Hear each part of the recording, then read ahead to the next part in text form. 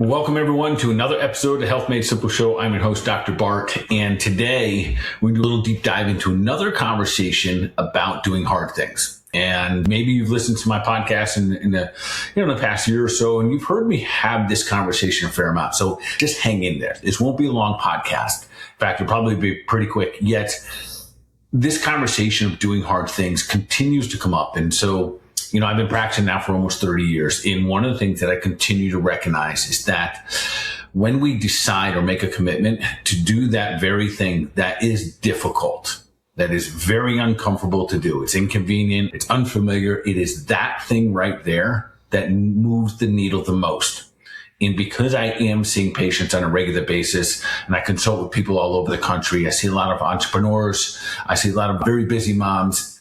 The one characteristic, the one common thread of people who are trying to achieve greater things with their life, maybe it's their health, maybe it's their wealth, maybe it's the relationships, is that they are willing to go forward with the hardest things in life, the hardest things for them in life, because what's hard for me might be easy for you. So I'm going to do it again today. We're going to dive into this hard conversation, and I'm also going to share with you the reason that most people, one, don't identify the hard thing and what we really need to do about it. It's actually a very simple fix. You'd be surprised, if not amazed, at how much traction you can get. If there's something out there right now that you're trying to achieve with your health, your wealth, your relationships, and you're not moving forward there is a missing link, and I'm going to share with you that here today. So let me give you a little backdrop on why I'm having this conversation. So I'm back on the mats, and this is meaning that I've gotten back to practicing some Brazilian Jiu-Jitsu. And this has been on and off for me. It's kind of funny, but it's been over 20 years on and off. There's been a lot of downtime due to injuries or moving, whatever it may be. And yet I will tell you that my heart is on the mat. I absolutely love training Brazilian Jiu-Jitsu. I absolutely love training MMA, the mixed martial arts component of it, striking, all of these different things. I love putting myself in that jeopardy of doing really, really hard things. And most often, I basically just get my ass kicked. And I really, really enjoy these things. So with that being said, today I went back, and I'll tell you, this is very hard for me. I'm no longer 20. In the past year, I've been on the mat one time, and that was a couple of weeks ago. And everything hurt in my body on a level that's hard to even explain. And so I know going into this that I'm going to have to change some of my ways. And yes, folks, I take care of myself. So I work out 7 days a week. I move my body at least 5, 6, 7 days a week. I cold plunge. I do some sauna here and there. I do some stretching. I do dynamic training. I have a vibrator plate. I have a lot of these things, and yet it's not Brazilian Jiu-Jitsu. And that, because it's just a whole different way that you have to use your body.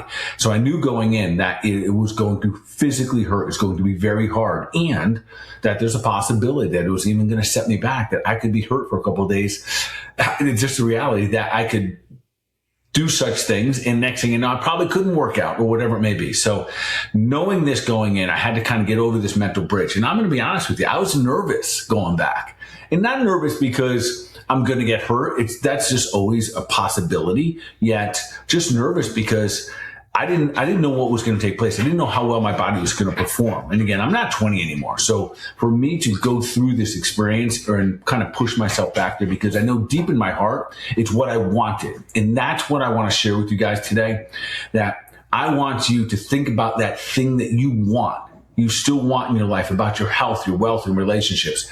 And yet there might be a little bit of fear, some resistance, and a lot of excuses, because I had all the excuses of why I wasn't getting back on the mat. And a little shout out to my coach, Kyle, who literally just kept the door wide open, would constantly just invite me. Hey, we're rolling on Monday. We're rolling on Saturday. We're rolling on Wednesday night. Join us whenever you can. We'd love to have you. So that was amazing. I felt really comfortable in that scenario. So anyways, I show up today and I roll. Incredible group of guys. The camaraderie is awesome. I think it's one of the reasons I love it so much. We basically try to strangle each other out. We learn, we push each other, we help each other learn, we elevate and edify each other, all simultaneously learning an incredible skill of being able to defend yourself and, if need be, to choke someone out, etc.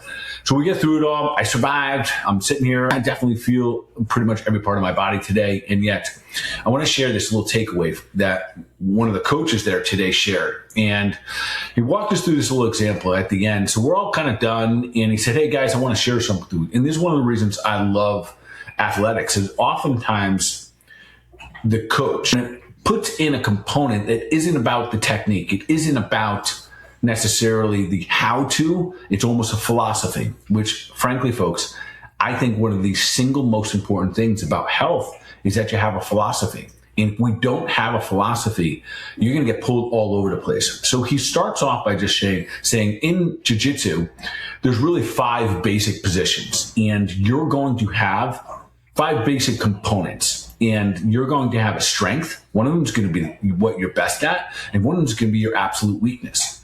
How you know is by if you had to bet on yourself, like which one of these would you do? In a moment of crunch, your health is on, your life is on the line, whatever it may be, and you had to use one of them. Which one comes to your mind? Which one are you going to go to? And he walked us through. And the different ones were, it was sweeps, it was submissions, it was takedowns, and then there was one other in there. I forget what he said there. Oh, guard passing. So those are the 5 different things. And for me, right away, I said, control is my best. Takedown's probably number 2, and guard passing, when I couldn't remember there, was probably my least effective. I'm not very good at it. That was my weak link. And so in the dialogue came on, I said, well, what happens if you do know your weak link? And he said, well, for you to continue to get better at jiu-jitsu, I want you to take this analogy into your own personal health now. In order for you to get your health better, you're going to have to elevate your weakest link. And it was so interesting. I'm listening to him, and then it hit me like a ton of bricks. I'm like, wow, that's almost the exact same conversation that I have with patients for the last several decades now, of saying, all right, you're doing really good over here. Maybe you're lifting weights and you're really good at this. And maybe you're also got some good stamina. You go for runs, fantastic for you. Yet your diet sucks. And you're just avoiding it, and so you're going to run off your bad diet. And it was very interesting because at the very end of this, the coach, this gentleman wasn't Kyle, but one of the other coaches that was there, shared with me, he said, listen, this is a really, really big man, and he's probably in his 40s. I'm going to say he was like 230 pounds, and this man moved nimble. He was flexible. Yeah, and he had a huge, huge gut on him, and he moved extraordinarily well. So that obviously was with his strength. But his big old belly and his overall health, not so good. And we know that's an eating challenge. So I share that with you to let you know this. Now, you have a strength and you have a weakness. And there's so much conversation right now about things like longevity and biohacking, all of that. This is how simple it is, folks. Because sometimes in the big picture, this gets a little confusing. Where do I start? If you know your weak link, and I'm going to break this down again for you very simply again here today, to identify your weak link when it comes to your health. There's 3 categories in our health that we want to observe. One is how we move. The other is how we eat and how we think. It is those 3 categories. One of those you can bank on that you're always going to do it good. You're always going to use that as your way out, or if something goes wrong with your health, you're going to lean into that. So maybe you are just amazing at mindset, and no matter what goes wrong, you're always optimistic, and you're always finding a way to flip the script and believe in yourself, or believe in the moment, or believe in other people, whatever it may be. Maybe you know that your diet's always going to be dialed in, but your exercise might not be that good. Or maybe it's your exercise. And maybe your exercise is really, really good, but your eating isn't that good, but your mindset's okay, etc. So here's what I want you to think about on this, and think of yourself on this. Here's what I know from experience. Let's just say your exercise is really good, and you're thinking, well, I'm really good at this one.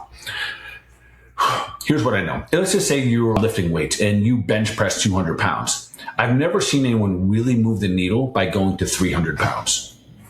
I've never seen someone who could run 10 miles really move the needle in their health by going to 20 miles.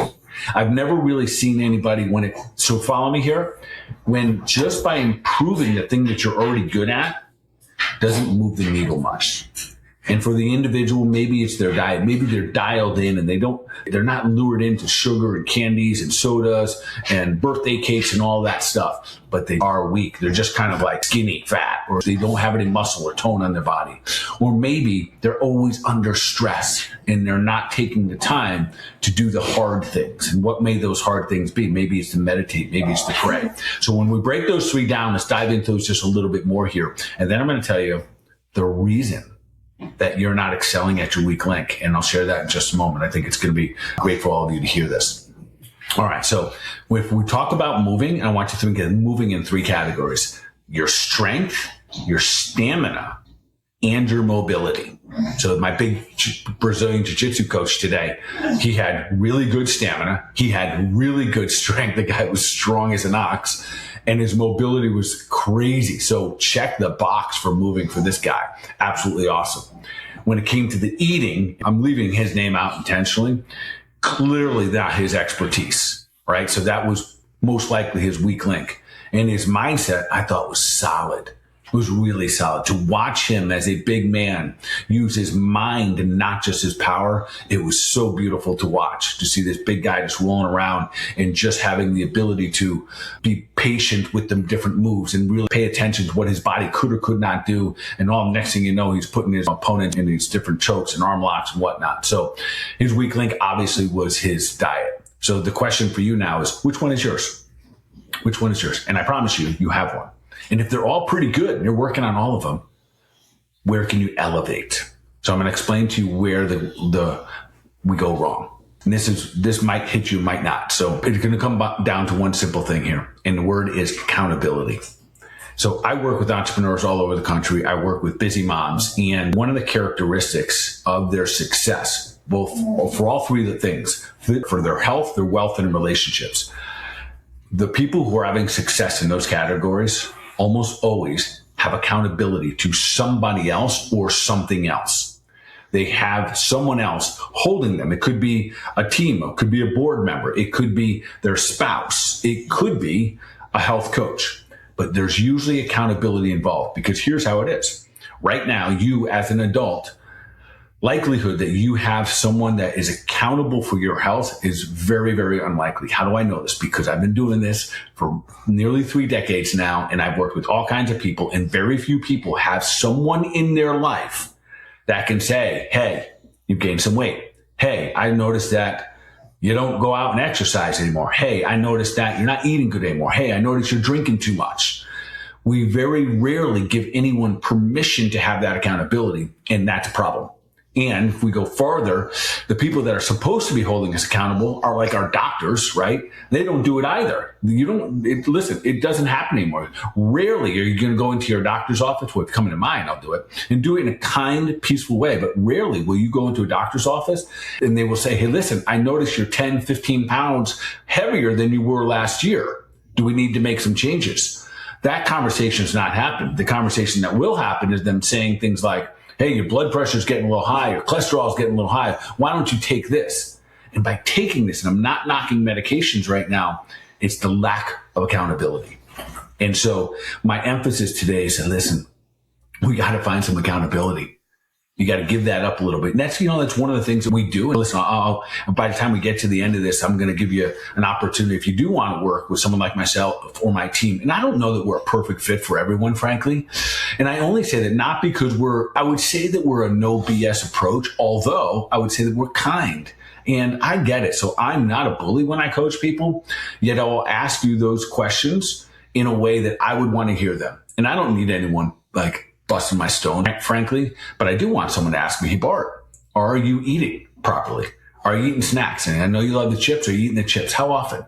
So let me share a little story with you, and I think you'll appreciate this. So the other day, I have a consult with this gentleman, and he's been working with me for about 2 years, and he goes on a little roller coaster, is what I call him. He gets on board, and this dude will dive in. He will be doing the cold plunge. He'll be doing the saunas. He'll be doing the exercise. He gets up early, which for a lot of people, that's a huge, difficult spot. That's part of your health. A lot of people just won't get up earlier because oftentimes that's when you're going to get your exercise in. So he's been getting up earlier. He's been getting his exercise in, and then it's as if he falls off the cliff. And yet the interesting thing is that he still shows up for our appointments, our consults. We check in anywhere from 30 to about 90 days. And he still shows up and he says, hey, doc, man, I am off track. I didn't do anything. And I'll tell you, in that moment, I have mad respect for him.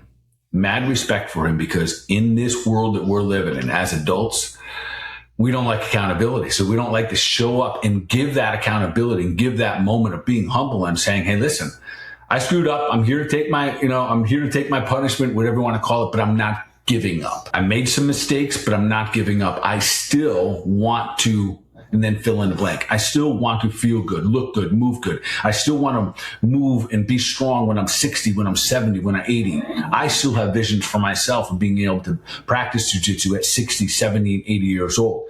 And here's the challenge with that. It's not going to look the way that I once did it. And this is something a lot of us have a hard time grasping, is that who we once were is not who we are today. Doesn't mean who we are today can't be absolutely physically amazing, mentally amazing, spiritually amazing, but the likelihood that we're not quite as quick or as strong as or as nimble as we were 2-3 decades ago, it's real. And we have to do something about that emotion. Oftentimes, sadly, what I see people do is just quit. Well, I can't do it like I used to, so I don't do it anymore. I can't run 10 miles anymore, so I don't run at all. I can't do 50 push-ups, so I don't do any push-ups. And that mentality right there is when I know there's no accountability. So with that being said, if you haven't lately, go figure out what your weak link is. You probably just in this conversation you have. And I will tell you, that's it. That space right there. When you tackle that thing that you know is a hard spot for you, your weakest link, whether it's how you move, how you eat, and how you think, that one thing that you wish you could or you wish you would do, but you're not doing it because there's a risk of failure, frankly. And as a result of it, there's zero accountability. I'm also going to give you a side note here.